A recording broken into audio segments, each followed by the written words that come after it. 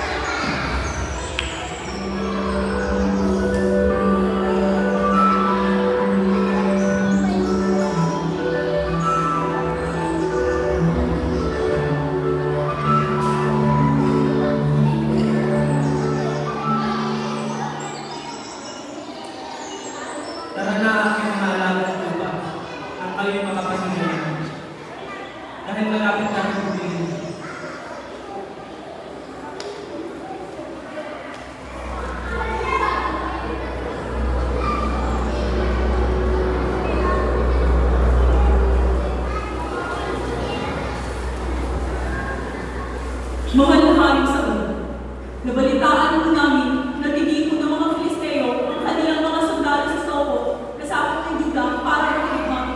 Nagkampo po sila sa Elis namin, sa gitna ng Sopo at Seka. Kung sa ganun, sila ay nakakabilang bundok na nasubukot ng mga oras. Ang kinakatakot po ng po ay may isang mahusay at matapang naman na yung nagagat ng pangalan ay Goliath. Opo, mahal na Hari. Ayon sa aming kapalitaan, si Goliath ay may siyang tataas, ang tangkad at ang suwang kanyang helmet at ang sulit po ang kanyang talaga sa bibig. Bukod pa po dito, ang sulit na nakabali sa kanyang binti at kanyang hita at meron si Magnus ng sulit na nakasupit sa kanyang balikan. Huwag kayong mamahala, kasama natin ang Diyos. Tayo na, puntahan natin ang ating mga kasama.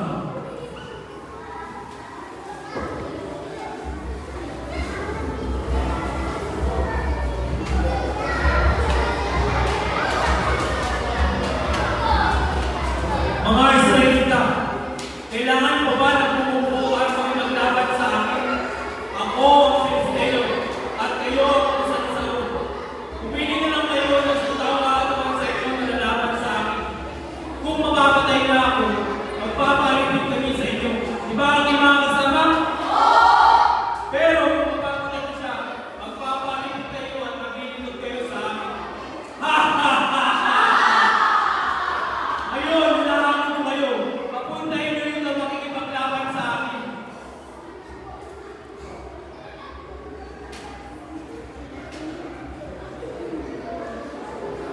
Pag-isipan ninyo mabuti ang aking tawag.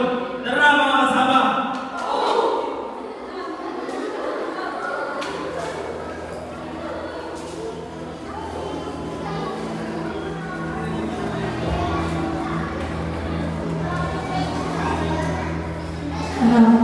Apat na araw na nasa gitna ng mga kapatid. Nababatid kong naubos na sila ng mga kanin. Dalawin ito agad ng lahating sakong trigo at 10 pirasong tinapay sa mga kapatid na nasa kampo. Dalawin din ito 10 pesos, 10 pirasong peso sa pinulang ko.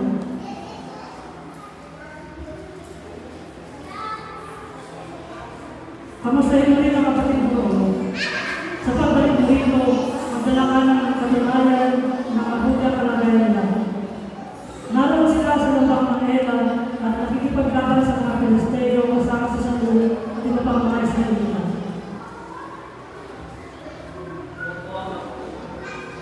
Opo, Ama. Ako'y tutulong na rin po para maihasin ko ito sa aking mga kapatid. Mag-ingat kayo.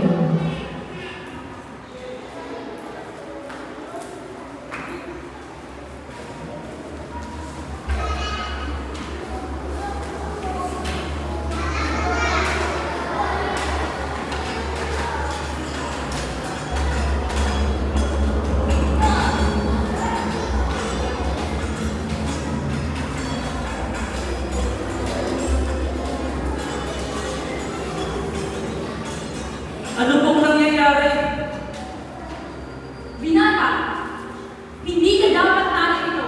Ito ay isang digmaan. Hinahanap ko po ang aking mga kapatid. Naroon sila. Kuya Eliam! Medyo muli si Gulaya. Nakita niyo ba ang lalaking iyon na sumugod para umuwi ng Israel? Bibigyan ng gantimpala ng hari ang sino mang makapatay sa kanya. At hindi lang iyon, ibibigay niya pa rin ang buong pangasawa ng isa sa mga anak niyang babae. At ang buo niya sa bahay ay hindi na magbabayad ng buwis sa Israel. Sino ba ang Filisteo ngayon na hindi nakakakilala sa ating Diyos? Na kumakalaban sa sundalo ng buhay na Diyos? Ano bang makakatanggap ng taong makakapatay sa kanya? Nang sa kanya niya matigil na panghihirap niya sa Israel? Ayon sa iyong narinig, iyon nga ang gantimpala sa mga kapatid ni Gulaya. Bakit ka pumunta rito? Sino pinapantay mo sa mga tupo namin doon sa ilang? Akala mo kung sino ka? Alam ko kung gano'n ka kaya ka. Pumunta ka lang dito para manood ng yabangan at labanan. Bakit Kuya Eliam? Ano bang nagawa ko? Ako'y nagtatanong lang. Ang yaman mo talaga. Tara na mga kasama. Tara na mga kasama.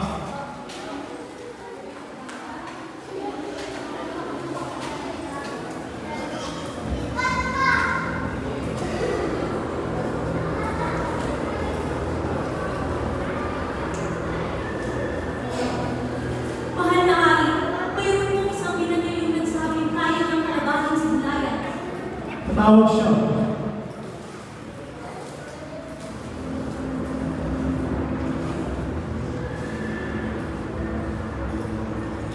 Mahal na hari. Wala pong iisabay sa atin kung dapat ang hinaan niyo dahil sa Filisteo niyo. Ako na po na inyong lingkod ang makikipaglaban sa kanya. Hindi mo siya kaya labanan. Bata ka pa. Habang siya'y matilig-manda sa kanyang pagkabata. Ngunit mahal na hari, matagal na po ako nagpapantay sa mga tupa ng aking ama. Kung may leon o oso natatakay sa mga tupa, ay aking ito binubugbog at kinukuha pabalik ang mga tupa. At kung ito man po ay lalaban, aking itong tinutubis, hinahampas, hanggang sa ito'y mamatay. Nagawa ko po ito sa mga leon at oso, at kaya ko rin po itong gawin sa mga Filisteo ngayon na hindi nakakakilala sa ating Diyos. Ang Panginoon na nagligtas sa akin sa mga leon at oso, ang siya rin nagligtas sa akin sa mga kamay ng Filisteo ngayon. Kung sa ganun, sige, umamat ka na at mabayan ka sana ng pangutong. Mga kawan, gusto sa kanya ang pinakamatibay ng mga tangsong pananggalang at kasuwag ang pandigma.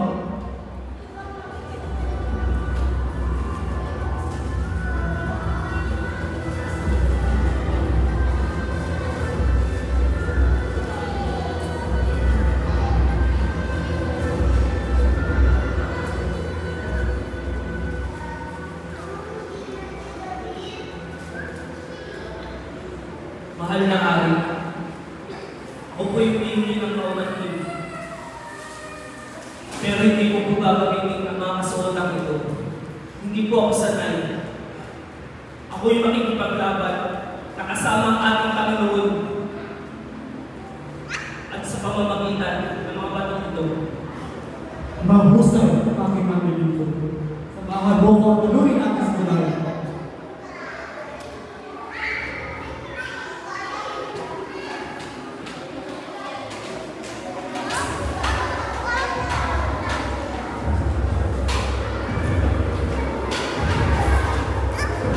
Ikaw na ba?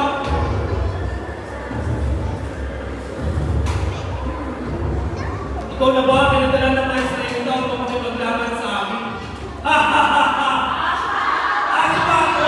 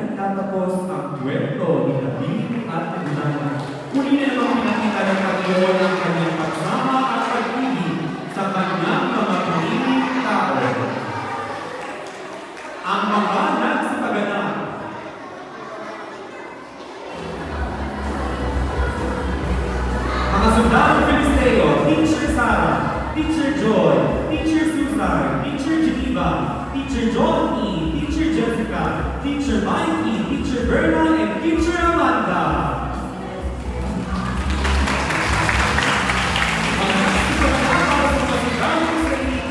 Teacher Dominique, Teacher Lori May, Teacher Joan J, Teacher Divine, Teacher Marian, Teacher Pina, Teacher Angelica, Teacher Sha, Teacher Alina, and Teacher Ronnie. Ang kumalang ng Jessie, ang patay ni David, Teacher Raymond. Ang kumalang ng India, ang nakatatag ng kapatid ni David, Teacher John. Ang kumalang ng Haring Saul, Teacher India. At ang kumalang sa Iganting Simunaya, Teacher Julie.